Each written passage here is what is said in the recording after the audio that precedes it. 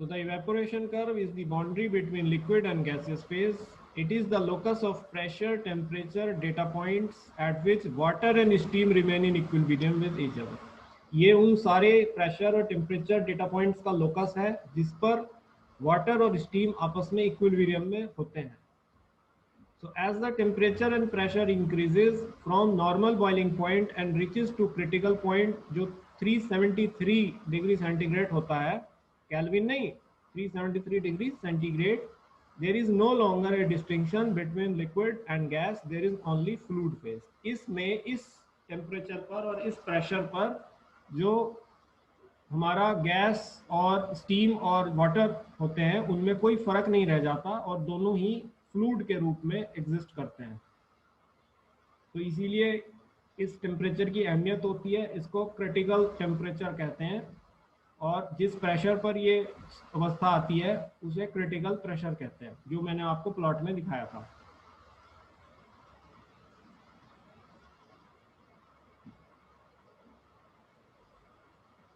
ना ये तो हो गया हमारे उनके बारे में जो फेज कन्वर्जन के बारे में हो गया. ये फेज में गैसेस और जो सॉलिड फेज चेंज हो रहे हैं उनके बारे में ये हो गया पूरा. अब बात कर रहे हैं कि एनर्जी की, क्योंकि इस टॉपिक का नाम है फेज चेंज एनर्जी कन्वर्जन. तो इसका ये मतलब है कि जब एक फेज से दूसरे फेज में जाते हैं तो एनर्जी की रिक्वायरमेंट होती है. तो वो एनर्जी क्या कहलाती है? तो जैसे मैंने आपको कल समझाया था कि जैसे हमें सॉलिड को लिक्विड में कन्वर्ट करना है, किसी सब्सटेंस के सॉलिड फेज से उसे लिक्विड फेज में कन्वर्ट करना है, तो अगर मैं उस सब्सटेंस का यूनिट मास ले लूँ तो उसे जो भी मैं हीट एनर्जी दे करके एक कांस्टेंट टेम्परेचर पर लिक्विड में कन्वर्ट कर सकता हूँ, उस हीट एनर्जी को लेटेंट हीट कहते हैं. तो लेटेंट हीट एक वो एनर्जी होती है जिसे प्राप्त करके कोई भी सब्सटेंस अपनी एक अवस्था से दूसरी अवस्था में चला जाता है. लेकिन यहाँ पे बात मैं सॉलिड से लिक्विड और लिक्विड से गैस की कर रहा हूँ. अगर गैस से लिक्विड और लिक्विड से सॉलिड कह रहा हूँ तो ये एनर्जी दी नहीं जाती, ये एनर्जी निकलेगी. समझ रहे हैं? देंगे जब हम सॉलिड से लिक्विड और लिक्विड से गैस बनाएंगे, लेकिन ये एनर्जी निकलेगी जब कोई चीज़ गैस से लिक्विड और लिक्विड से सॉलिड बनेगी. तो रिवर्स प्रोसेस भी आप कह सकते हैं, लेकिन मैं यहाँ पे एब्जॉर्प्शन की बात कह रहा हूँ.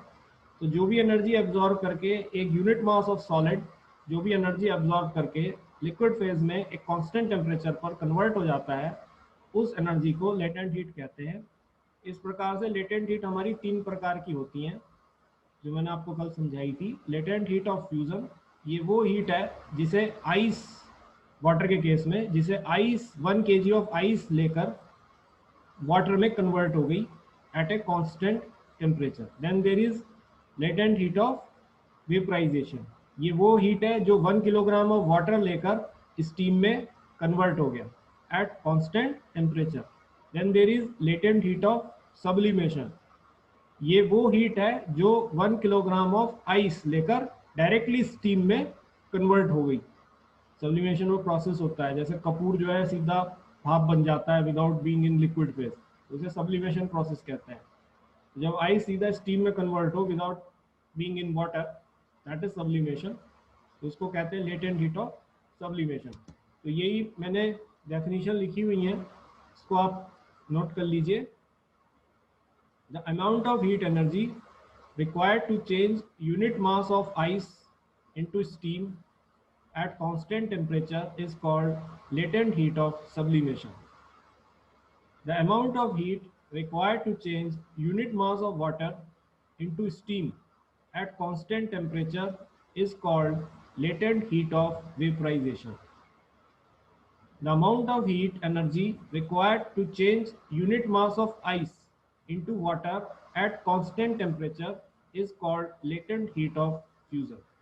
तो ये हमें बाद में अपने टॉपिक के एंड में मेंशन करना है कि पहले हमें फेजेस के बारे में समझाना है कि फेज क्या होता है, फेज चेंज क्या होते हैं, उसका एक कर्व बनाकर हमें वाटर के केस को लेकर, वैसे किसी भी मैटर को ले सकते हो लेकिन बेटर है वाटर को लो, वाटर का ट्रिपल पॉइंट और ये सब एक्सप्लेन करो, तो उसके बारे में सब बता के फिर आप एनर्जी के बारे में बताओ कि जब फेज कन्वर्जन होता है तो एनर्जी रिक्वायर्ड होती है सॉलिड से लिक्विड, लिक्विड से गैस, और जब रिवर्स है तो एनर्जी एमिट रिलीज होती है, राइट।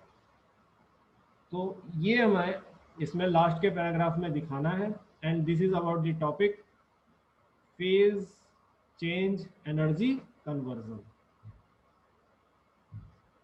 अगर एग्जाम में आता है तो आप ये लिख सकते हैं इसके बारे में, कम से कम आपको लेटेंट हीट तो पता चली।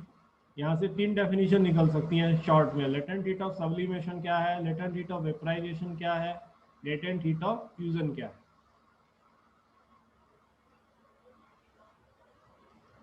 Yes sir.